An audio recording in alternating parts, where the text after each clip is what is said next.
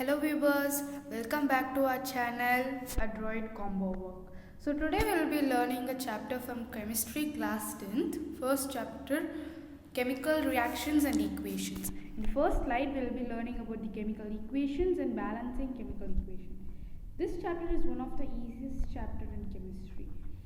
So first let us learn what is chemical reaction, the process in which new substances are formed with new properties are called as chemical reactions. So the substances which take part in a chemical reaction are called as reactants, and which are formed in a chemical reaction is called as products. Example: digestion of food, respiration, burning of magnesium ribbon. So burning of magnesium ribbon is 2 Mg plus O2 gives rise to 2 MgO. Over here Mg and O2 are the reactants and MgO is the products. MgO has completely different properties than Mg and O2. So it's a chemical reaction.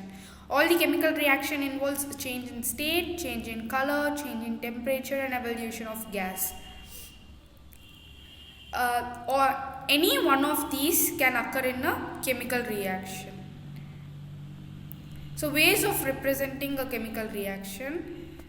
Word equation. In a word equation, it is zinc plus sulfuric acid gives rise to zinc sulfate plus hydrogen. Here you can see evolution of gas. Hydrogen is evolved in this reaction. And in a chemical equation, the chemical equation is a symbolic representation of a chemical reaction. So it is Zn plus H2SO4 gives rise to ZnSO4 plus H2. A chemical equation. A chemical reaction can be represented by chemical equation. It involves uses of symbol of elements or the chemical formula of reactant and products. So here in a chemical equation, as I said, it is a symbolic representation of chemical reaction, and we can also include catalyst, temperature, pressure, physical states, etc. in the chemical equation. This gives more clarity to the chemical reaction, and this arrow mark indicates the direction of the reaction, whether it's a reversible reaction or an irreversible reaction. As I said, magnesium is burned in air to form magnesium oxide, where Mg plus O2 gives rise to MgO. Now balancing the chemical equation. So from here we get a question: why should we balance the chemical equation? So the answer is to satisfy law of conservation of mass, which states that matter can neither be created nor destroyed in a chemical reaction. So we have to balance a chemical equation. So the number of elements involved in chemical reaction should remain same at the reactant and product side. The above equation, which is Mg plus O2 gives rise to MgO, is a skeletal or an unbalanced equation. To balance it, we write as 2 Mg plus O2 gives rise to 2 MgO. And there is an activity in the textbook, why, and the question related to it: why should we rub the magnesium ribbon before burning it?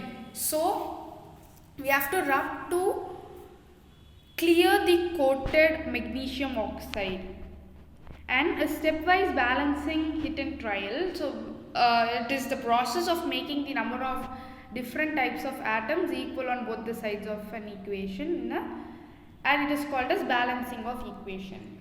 So how do we balance the equation? By hit and trial method. It's very easy and simple method if you understand. Put boxes on the equation given and do not change the compounds or the valencies of them. We have to just add coefficients to the compounds to make it balanced. Now, types of chemical reaction. There are 4 types of chemical reaction: combination reaction, decomposition reaction, displacement reaction and double displacement reaction. Combination reaction When two or more reactants combine together to form a single product is called as combination reaction. It is also called as synthesis reaction. All combination reactions are exothermic in nature. What is exothermic? If a reaction proceeds with evolution of heat, release of heat, it is called as exothermic reaction. So in combination reaction, we have to mainly read only these 5 reactions. So burning of coal, carbon plus oxygen gives rise to carbon dioxide. Notice that we also written the physical states. Hydrogen plus oxygen gives rise to water, so formation of water. Calcium oxide plus water gives rise to calcium hydroxide. This is one of the main example. Calcium oxide reacts with water vigorously to form slaked lime. Calcium oxide is also called as quicklime, and calcium hydroxide is also called as slaked lime. Calcium oxide is used in manufacture of cement, and also the solution of slaked lime is used for whitewashing. And then the same again, Mg plus O2 gives rise to MgO, burning of magnesium. And then burning of methane, natural gas, CH4 plus 2O2 gives rise to CO2 plus 2H2O. So the next type of reaction is decomposition reaction. The reaction in which the compound splits into 2 or more compounds is called as simple substances is called as decomposition reaction. All the decomposition reactions are endothermic in nature. Endo means require or absorb heat or energy. Exo means release energy. So endothermic in nature, it absorbs energy to split. There are 3 types of decomposition reaction here. Thermal decomposition, when decomposition is carried out by absorbing heat. So ferrous sulfate, there are mainly 3 examples in it. Ferrous sulfate, in the presence of heat, decomposes to ferric oxide, sulfur dioxide and sulfur trioxide. We can say that it has decomposed by the color change from green to reddish brown, and also we can observe that SO2 and SO3 are released by the pungent smell. Pungent smell is nothing but like rotten smell. Next, CaCO3 gives rise to CaO plus CO2 in the presence of heat. CaCO3 is limestone or marble. CaO is quicklime and CO2 is carbon dioxide. When we pass lime water in carbon dioxide, it turns milky in nature. So we can say that there is carbon dioxide released. PbNO3, and also it does not allow the candle to flame properly. PbNO3, which is lead nitrate, gives rise to lead oxide plus nitrogen dioxide plus oxygen. Here the color changes from white to yellow, and there are brown fumes also formed, which indicates that nitrogen dioxide are released. Oxygen release can be observed by the experiment of keeping a candle on it, and the flames efficiently and effectively. Photolytic decomposition, when decomposition is carried out in the presence of sunlight, there are mainly only 2 examples in it. Silver chloride in the presence of sunlight decomposes to silver and chlorine. Silver bromide in the presence of sunlight decomposes to silver and bromine. Okay, actually there it is silver and chlorine, here silver and bromine. And these are used in the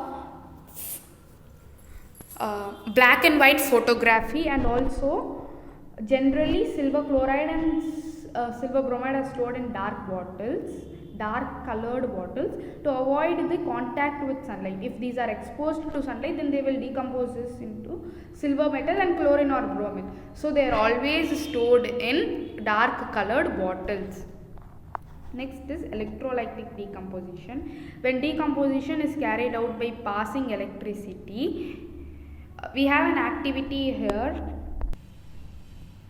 So there is an activity in your textbook. Here the electric current is passed through water and water decomposes into hydrogen and oxygen gases. During electrolysis of water, hydrogen gas is collected in one tube and the other oxygen is collected in the other tube, and the volume of hydrogen is twice than that of oxygen because the water molecule is formed by the combination of hydrogen and oxygen. The ratio of 2:1 by volume. And also gas collected at anode is oxygen and cathode is hydrogen. We may say why only anode it's oxygen. Oxygen is O2 minus. Minus indicates anion. So I have a trick for you in this. Anion means onion. Onion, it makes us cry. So it is negative in nature. Cation, it's cats, which is pets. Pets are positive for us. So cation are positive charge and anion are negative charge. And to contrast, anode is positive charge and cathode is negative charge. So anode attracts negative charge and cathode attracts positive charge. Anode attracts anion, cathode attracts cation. Here the anion is oxygen and the cation is hydrogen. Hydrogen is H plus, oxygen is O2 minus. Next type of reaction is displacement reaction. The chemical reaction in which more reactive element displaces the less reactive element is called as, from its salt to solution is called as displacement reaction. So we have to know the reactivity series to easily do the displacement reaction. So metals arranged in tabular form in order of their decreasing chemical activity is called as reactivity series. Over here I have a trick to remember this reactivity series. King Narayana came to Meghalaya Zoo in February and he bought copper, mercury, silver and gold.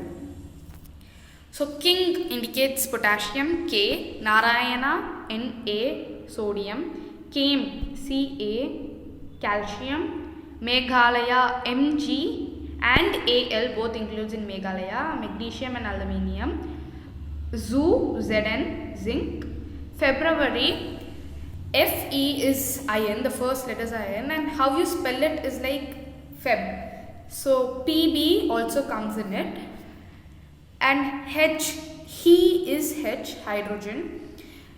Don't misunderstand it as helium. Helium is a noble gas which doesn't come in the metal reactivity series. And then he bought mercury, copper, mercury, silver and gold. All those are ornamental things, metals. So copper, mercury, silver and gold in the increasing level of money.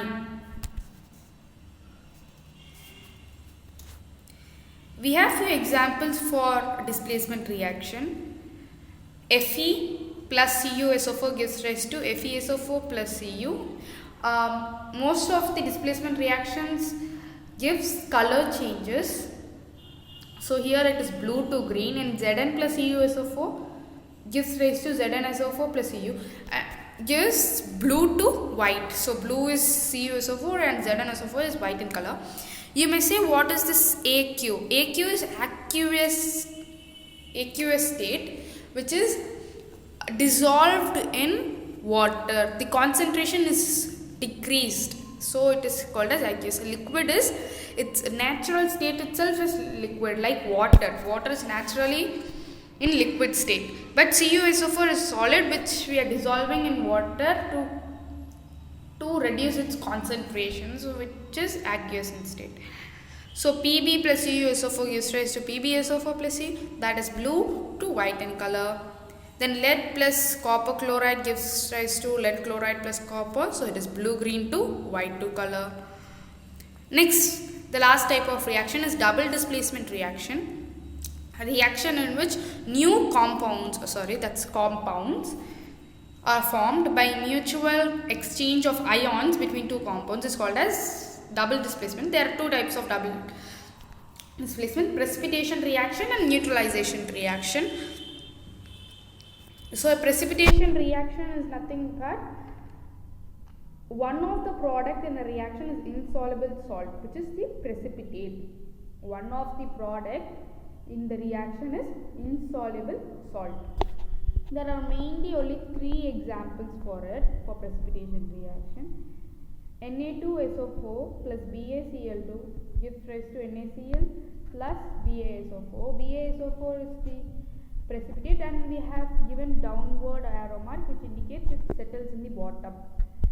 White precipitate. BaSO4 is a white precipitate.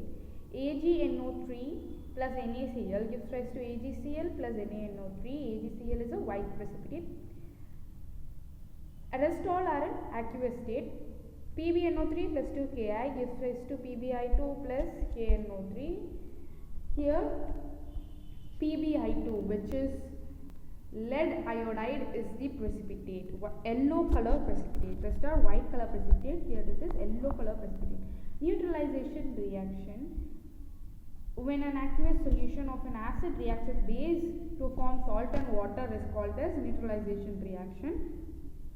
Here HCl plus NaOH gives rise to NaCl plus H2O is a major example for neutralization reaction. H plus Cl minus, Na plus OH minus. Here H and OH reacts to form H2O. Na and Cl reacts to form NaCl. Here H2O is in liquid form, as I said you earlier.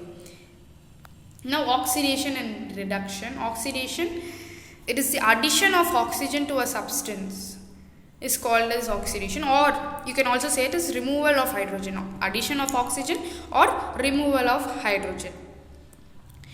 Example, Cu, 2Cu plus O2 gives rise to 2CuO, which is copper plus oxygen reacts to form copper oxide. Here the surface of copper powder becomes black color, which indicates it has been oxidized.